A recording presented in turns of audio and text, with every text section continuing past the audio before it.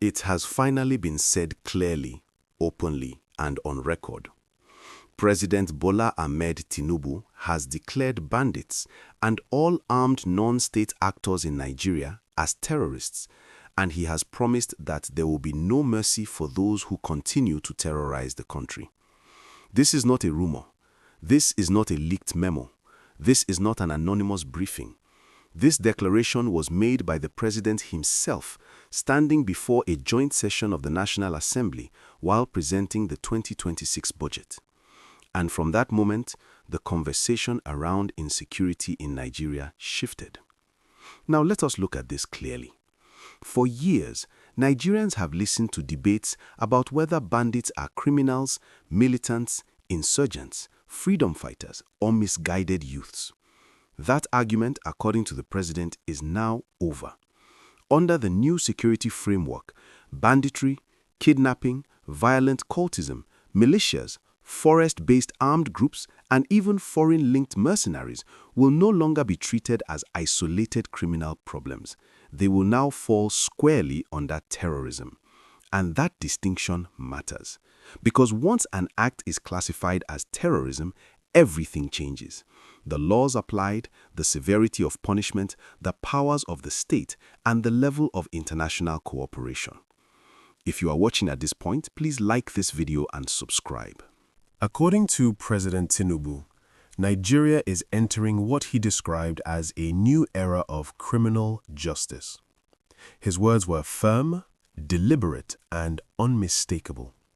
He said there would be no mercy for those who commit or support terrorism, banditry, kidnapping for ransom, and other violent crimes. He did not limit this to those who carry guns in the forest. He extended it to those who finance, facilitate, and sponsor violence. Another angle to this issue is the restructuring of Nigeria's entire security architecture. The president announced a new national counter-terrorism doctrine, not just a policy adjustment, but a holistic redesign. This doctrine, he said, would be anchored on unified command, stronger intelligence gathering, community stability, and coordinated counter-insurgency operations. In simple terms, the era of security agencies working in silos, competing rather than cooperating, is supposed to come to an end. From this point, we need to understand that this is not just about rhetoric. It is about redefining how the Nigerian state views violence against its citizens. Please like this video and subscribe. Legally, this declaration raises important questions. Under Nigeria's Terrorism Prevention Act, terrorism carries far more severe penalties than ordinary criminal offenses. Once banditry and kidnapping are formally treated as terrorism, suspects can face longer sentences, asset forfeiture, tighter bail conditions, and in some cases, capital punishment where applicable. But here is where the controversy begins. Critics are asking, will this designation be applied uniformly or selectively? Will it affect only those in the forests or also those in political offices, religious spaces, and business circles who are accused, rightly or wrongly, of providing cover, justification, or funding? Supporters argue that this move finally gives the state the legal backbone it needs to crush armed groups decisively. Skeptics warn that without judicial integrity, the label of terrorist could be abused, politicized, or inconsistently enforced. And this concern is not theoretical. Just weeks earlier, the Nigerian Senate adopted sweeping security resolutions that also classified kidnapping and banditry as terrorism, approving the maximum death penalty for kidnapping-related offenses. Senators even went as far as stating that no judge should reduce such sentences or offer fines. That alone has sparked debates around judicial independence, constitutional limits, and human rights obligations. If you value balanced analysis, kindly subscribe. Now let us widen the lens and place this development within Nigeria's national context. Nigeria is a country stretched thin by insecurity. From Zamfara to Kaduna, from Niger to Kebbi, From the northeast to the Middle Belt, ordinary people live with fear. Farmers abandon their lands. Parents fear sending children to school. Highways have become corridors of anxiety. Entire communities have been displaced. Add to this the economic hardship, rising food prices, unemployment, a struggling currency, and you begin to see why frustration is boiling over, especially among young people. When citizens feel unprotected, unheard, and uncertain, trust in the state erodes. This is why this declaration resonates emotionally with many Nigerians. For families who have lost loved ones to kidnappings, for communities wiped out overnight, for victims who paid ransom and still buried their dead, this announcement feels like long-delayed recognition of their suffering. But for others, especially in regions where security operations have historically been heavy-handed, there is fear. Fear that innocent people could be caught in the crossfire. Fear that ethnic profiling could creep in. Fear that entire communities might be stigmatized. My viewers, if you are following this analysis, please like the video and subscribe. The emotional reactions are deeply divided.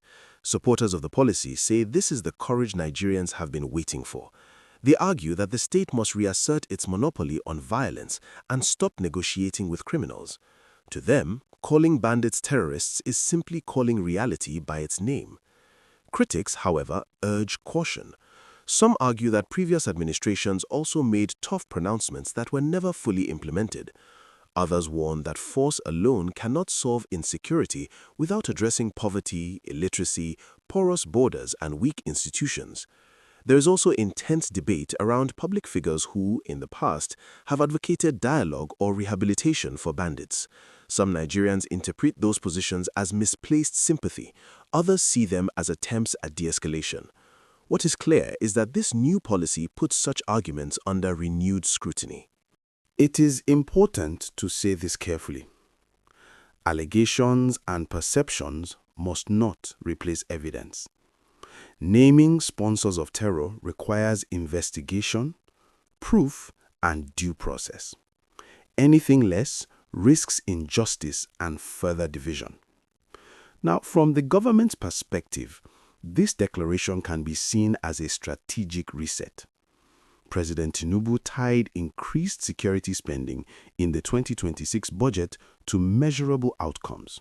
In other words, more money will go into security, but results will be demanded. Better equipment, better intelligence, better coordination, but also accountability.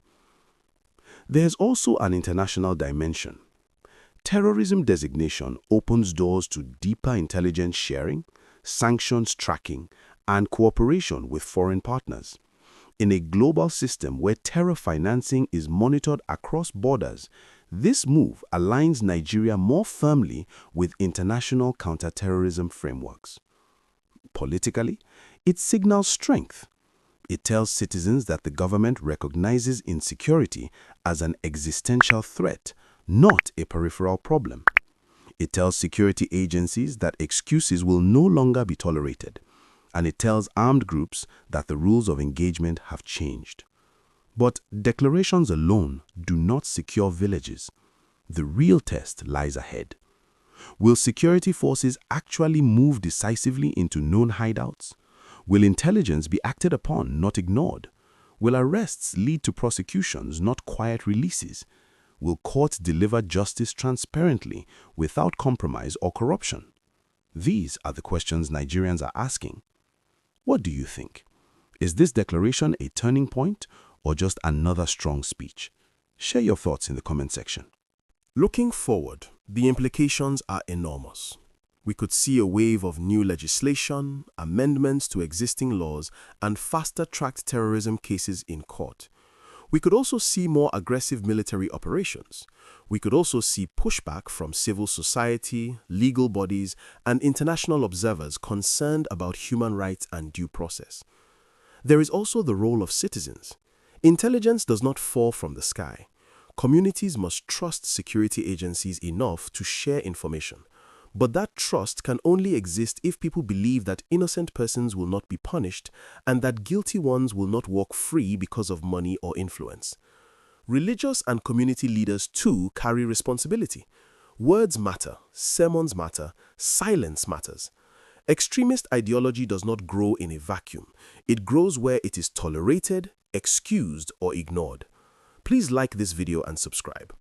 In the end, this declaration has done one thing unmistakably. It has raised expectations. Nigerians will now watch closely. They will count arrests. They will follow trials. They will notice patterns. And they will judge not by speeches, but by outcomes. Because when terrorists are arrested and punished according to the law, people begin to believe again. When justice is transparent, trust slowly returns. And when security improves, even slightly, hope finds space to breathe. So the question remains, and I will ask you directly, will this be the moment Nigeria finally turns the tide against terror, or will it become another missed opportunity? Drop your thoughts below. Engage respectfully, and if you want more calm, balanced, and detailed breakdowns like this, please like this video and subscribe.